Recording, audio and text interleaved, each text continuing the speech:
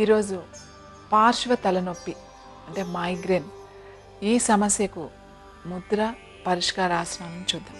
మహాశీర్ష ముద్ర ఎటువంటి తలనొప్పినైనా కూడా తగ్గిస్తుందండి. మైగ్రేన్తో వచ్చే తలనొప్పి కానీ, బాగా ఒత్తిడి ఎక్కువైనప్పుడు వచ్చే తలనొప్పి కానీ, లేదా మామూలుగా జలుబు చేసినప్పుడు, జ్వరం వచ్చినప్పుడు ఎటువంటి తలనొప్పినైనా కూడా ఈ మహాశీర్ష ముద్ర చాలా అద్భుతంగా పనిచేస్తుంది.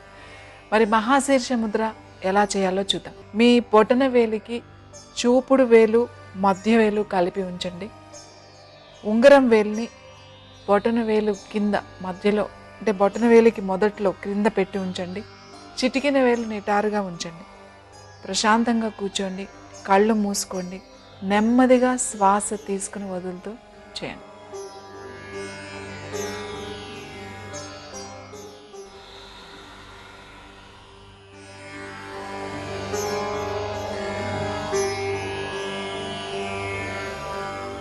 నెమ్మదిగా కళ్ళు తెరవండి. చూసారు కదండి మహాశీర్ష ముద్ర. ఇది 5 నిమిషాల కన్నా ఎక్కువ చేయకండి. 5 నిమిషాలు మాత్రమే చేయాలి. అలాగే ఈ ముద్రతో పాటు మనం మూర్ఛా ప్రాణాయామం కూడా తలనొప్పిని తగ్గిస్తుంది. ఇప్పుడు మూర్ఛా ప్రాణాయామం ఎలా చేయాలో చూద్దాం. ముందుగా శ్వాస తీసుకోండి. తీసుకున్న తర్వాత తల పైకి పెట్టండి.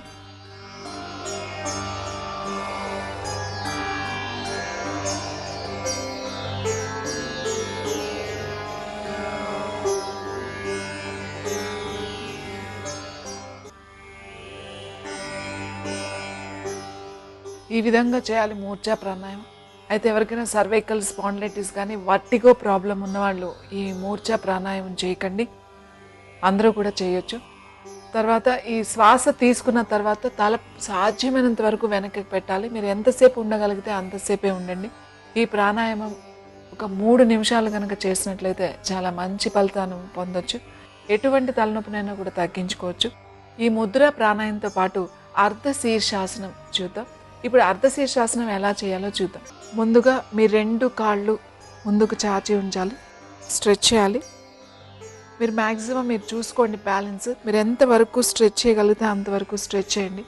మీరు ఇలా స్ట్రెచ్ చేసిన తర్వాత మెల్లగా మీరు ముందుకు వంగాలి. ఇప్పుడు చూడండి ఎలా చేయాలో.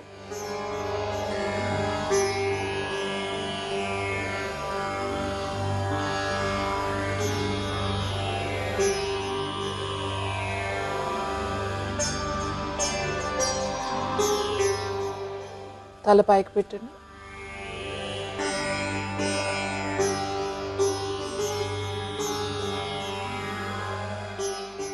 తర్వాత నెమ్మదిగా సాధ్యమైనంత వరకు తల కింద పెట్టడానికి ట్రై చేయండి. 2 అరచేతులు పెట్టండి, కిందకి పెట్టండి.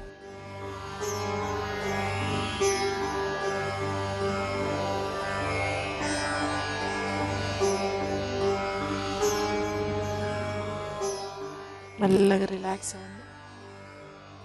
మెల్లగా చేయండి, తొందరపడకండి. నెమ్మదిగా మీరు 2 కాళ్ళని కొంచెం పైకి తీసుకురండి. నెమ్మదిగా